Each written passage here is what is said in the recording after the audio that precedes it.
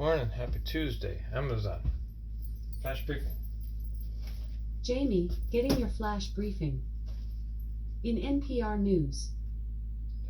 Live from NPR News in Washington, I'm Corva Coleman. Former President Donald Trump says on his social media site that he's gotten a letter from the special counsel, Jack Smith. Trump says he's now a target of the federal grand jury investigating efforts to overturn the results of the 2020 election.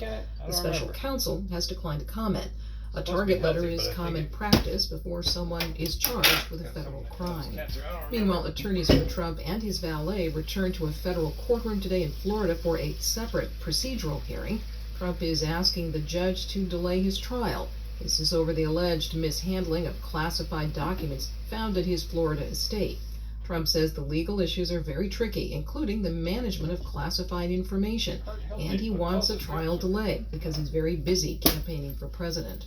NPR's Carrie Johnson says special counsel Smith, who is prosecuting this case too, rejects Trump's arguments. The special counsel says there is no basis for postponing this trial.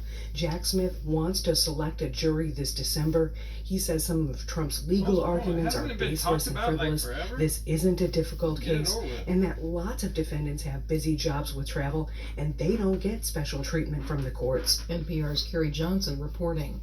Recent heavy rain in New England has taken a toll on many businesses in New Hampshire's tourism-reliant lakes and White Mountains regions. New Hampshire Public Radio's Kate Dario has more. Outdoor outfitters are reporting a decrease in bookings this summer, even though only a few days have been a total washout. Torrance Stagmeyer runs Wake Winnie Water Sports in Wilkesboro. The daily forecast might say that's going to be thunderstorms, but it's like a 20% chance, and people aren't looking at that 20%. They're just assuming thunderstorms all day. Other businesses say they've noticed fewer day trippers. But the rain has been a silver lining for some indoor retailers in the region, who say tourists have shopped when they've been unable to hit the trails or the lake. For NPR News, I'm Kate Dario in New Hampshire. Stocks opened mixed this morning as the Commerce Department reported a modest uptick in retail sales last month. NPR's Scott Horsley reports the Dow Jones Industrial Average jumped more than 220 points in early trading. Retail sales rose just 0.2% in June, roughly in line with rising prices. Spending at gas stations and grocery stores was down for the month, while spending on cars, furniture, and appliances was up. Restaurant sales rose by 0.1% in June, not enough to keep pace with the 0.4% jump in menu prices. Manufacturing production slipped in June, but was up for the second quarter as a whole. Utility output was down last month, but that could turn around in July as sweltering weather boosts demand especially if for air you put that out there in the public, then they're going to raise the prices. Big profits, thanks in part to rising interest rates. Bank of America says earnings jumped 19% in the most recent quarter. Scott Horsley, NPR News, Washington. You're listening to NPR News. President Biden welcomes Israeli President Isaac Herzog to the White House today. A spokeswoman says Biden will emphasize the long friendship between the two nations. The White House also says Biden is going to meet Israeli Prime Minister Benjamin Netanyahu by the end of this year. Israeli democracy protesters are staging new street protests today. The Israeli government is preparing to pass a contentious law that would limit the powers of the judiciary. The White House has repeated its concern about Israel's judicial overhaul, as NPR's Daniel Efron reports from Tel Aviv.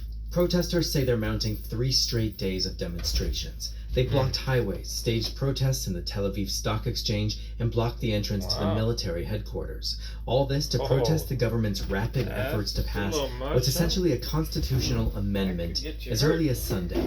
The government wants to block the Supreme Court's ability to overrule officials' decisions and appointments that the court finds unreasonable. Protesters say that would remove a key check on power. In a phone call with Israeli Prime Minister Benjamin Netanyahu, President Biden called for public consensus on changes to Israel's judiciary.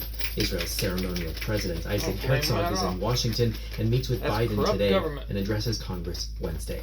Daniel Estrin, NPR News, Tel Aviv. Ukrainian President Volodymyr Zelensky wants to keep shipping the country's grain through the Black Sea. That's even though Russia abandoned a grain deal intended to protect grain ships crossing the Black Sea in the middle of the war. Russia says the deal doesn't help its interests.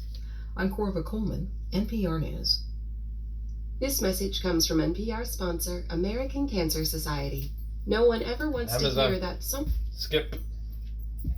In NASA News, NASA leadership, including climate experts, will be available at 4 p.m. EDT on Thursday, July 20th, at the agency's headquarters in Washington to shed light on recent extreme weather events and discuss how NASA research and data is enabling climate solutions.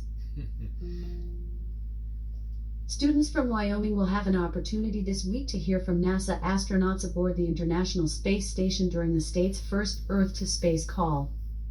All right. Jody Singer, NASA's Marshall Space Flight Center director, announced Monday her retirement, effective Saturday, July 29th, after more than 38 years of service. Among many firsts in her career, Singer was appointed as the first female center director at Marshall in 2018, after serving as deputy director from 2016 to 2018. As part of NASA's regular cadence of robotic lunar missions through Artemis, the agency has selected a new scientific payload to establish the age and composition of hilly terrain created by volcanic activity on the near side of the moon.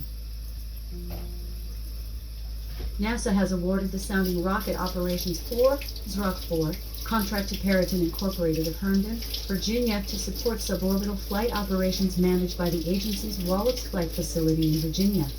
In weather.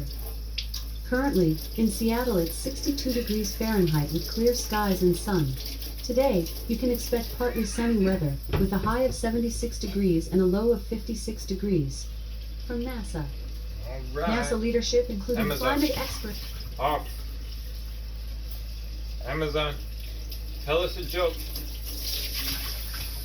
How did the alligator feel after eating the bird? Full of egret. Egret. So, what are we assuming that it ate an eagle or what? Oh, no alligator be eating an eagle.